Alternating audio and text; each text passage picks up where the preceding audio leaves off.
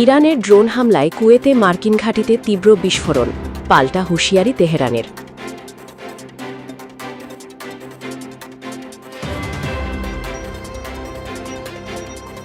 মধ্যপ্রাচ্যে আবারও উত্তেজনা বেড়েছে।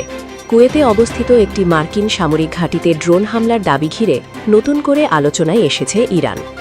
ইরানের পক্ষ থেকে সতর্ক করে বলা হয়েছে, যুক্তরাষ্ট্র যদি আবারও ইরানের ওপর হামলার চেষ্টা করে তাহলে এই অঞ্চলে তাদের কোনো সামরিক ঘাঁটি নিরাপদ থাকবে না। মঙ্গলবার সকালে প্রকাশিত বিভিন্ন আন্তর্জাতিক গণমাধ্যমের প্রতিবেদনে বলা হয়েছে, ইরানের Islamic revolutionary guard corps IRGC কুয়েতে অবস্থিত একটি মার্কিন ঘাঁটিকে লক্ষ্য করে ড্রোন হামলা চালিয়েছে। এই বিষয়ে অবগত একটি সূত্র দ্য জেরুজালেম পোস্টকে জানিয়েছে, অন্তত 3টি ড্রোন ব্যবহার করে এই হামলা চালানো হয়। ইরানের আধা সরকারি তাসনিম নিউজ এজেন্সির বরাতে জানানো হয়, স্থানীয় আরব গণমাধ্যম ইরাকের বসরা প্রদেশে একাধিক বিস্ফোরণের শব্দ শোনার খবর দিয়েছে। বসরা প্রদেশের সীমান্ত ইরান ও কুয়েত উভয় দেশের সঙ্গেই সংযুক্ত।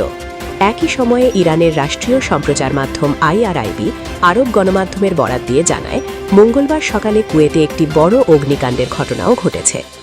এদিকে পৃথক এক ঘটনায় যুক্তরাষ্ট্রের United Kingdom maritime trade operations UKMTও জানিয়েছে, ওমান উপকূলের কাছে একটি বাণিজ্যিক জাহাজ অজ্ঞাত একটি ক্ষেপণাস্ত্রের আঘাতে ক্ষতিগ্রস্ত হয়েছে। অন্যদিকে মার্কিন প্রেসিডেন্ট ডোনাল্ড ট্রাম্প রোববার এয়ারফোর্স ওয়ানে সাংবাদিকদের বলেন, যুক্তরাষ্ট্র ও ইরানের মধ্যে নতুন করে আলোচনা শুরু হতে পারে। তিনি দাবি করেন, সৌদি আরব, সংযুক্ত আরব আমিরাত এবং কাতারের মধ্যস্থতাকারীরা যোগাযোগ করে জানিয়েছেন যে হরমুজ প্রণালী এবং ইরানের পারমাণবিক কর্মসূচি নিয়ে সমঝোতার সম্ভাবনা রয়েছে। এ কারণেই সপ্তাহান্তে পরিকল্পিত সামরিক পদক্ষেপ স্থগিত করা হয়েছে বলে জানান তিনি। তবে ট্রাম্পের এই বক্তব্যের সঙ্গে ভিন্ন অবস্থান নিয়েছে তেহরান।